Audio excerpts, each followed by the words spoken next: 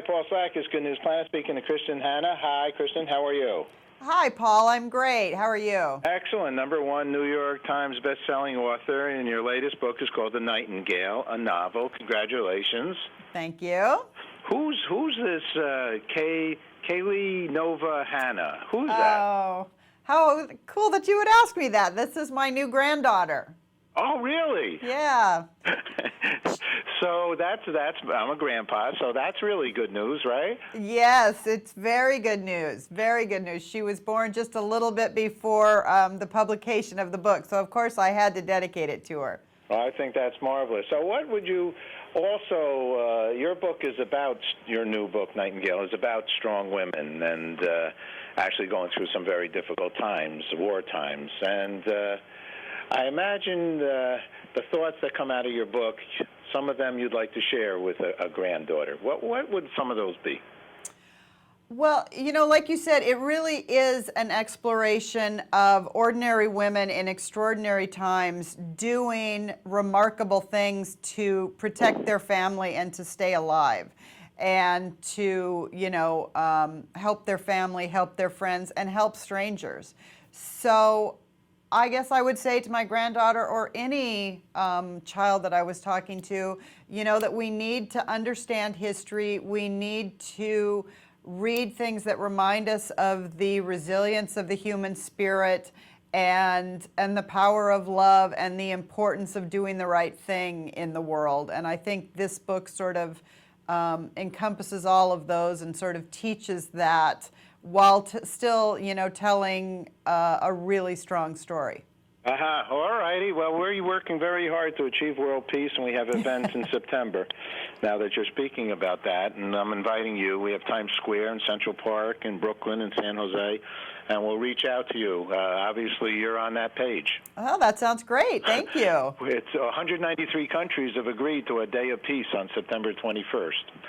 So that's part of the United Nations. So we're working towards that. So a book like yours shows what it's like to live life in war and the trials and tribulations, a husband leaving, Nazi soldiers moving into the house, a child trying to resist.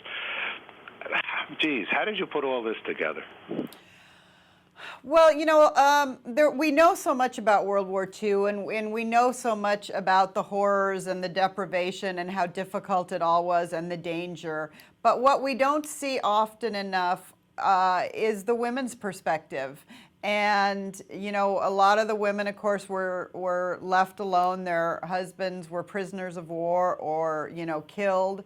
And so it really became a time where women had to come to the fore and make the same kind of, dark, terrible, frightening choices that men in combat have to make, but we just don't see those as often. And so I really wanted to explore when basically a woman, a mother, decides that she will risk her own life and even her child's to help a stranger or to change a situation.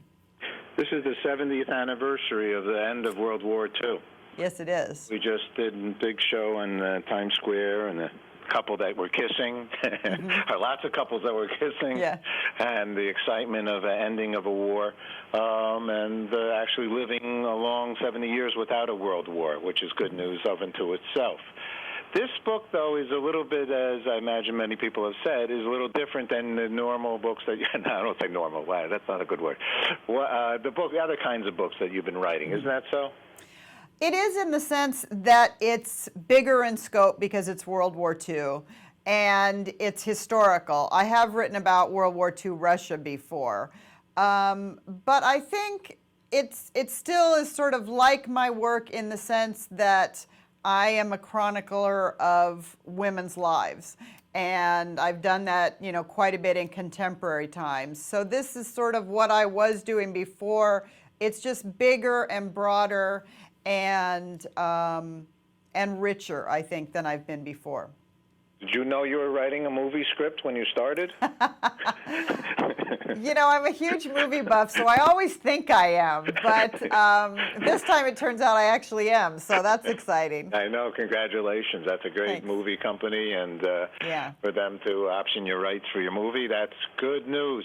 Now, I have a friend, just last night when we went into Barnes & Noble, right before Mission Impossible movie. Which was great, by the way. Which is magnificent. Yes. It's like a perfect movie. It was a really good movie, yeah.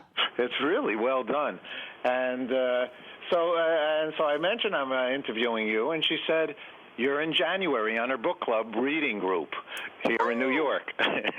Your book, Nightingale. Well, tell her thank you. Isn't that must be kind of a, do you ever go to these readings? If you could go to their reading, I would be a big hero. No. Yes. I do actually go to quite a few of them, and I call in on Skype to quite a few also. Oh, that would be an idea. Yeah. Well, yeah, maybe we can get back to you there. Oh, there we go, berserk. Okay. What kinds of things do you want us to know about that you can learn from the book? You know, I think that it is just, I mean, what I'm hearing back from people is that it is a really profoundly moving and compelling novel. You know, people, once they pick it up, they can't put it down. I'm hearing a lot of crying, but I think because it's a very dark time, and I sort of don't shy away from the harshness and the difficulties of the war, but I'm also very concerned with sort of the message of, like I said, human resilience and the power of love and the importance of trying. And so I think there's also a good inherent uplifting element to the book also, which was really important to me. Does a law degree help in saying exactly what you think? I don't know if the law degree helps in that exactly. The law degree has helped in my writing by making me extremely analytical. And I really pick out issues and I pick out problems very quickly. And I think that has helped a lot in writing. Interesting. All right, two last questions, and congratulations once again. You are a really good writer. Thank you. It's beautifully written. What's good news for you? Good news for me at the moment is I'm going to my son's wedding soon. Oh, wow. So that's exciting.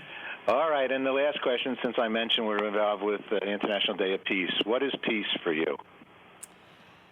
For me personally? Yes. Peace is sitting on the sand listening to the surf with my family. Mm-hmm. Beautiful. Kristin, thank you so much. Congratulations with the Nightingale novel and all your great work. Thank you so much. Nice talking to you. Nice speaking with you as well. Bye-bye. Bye-bye.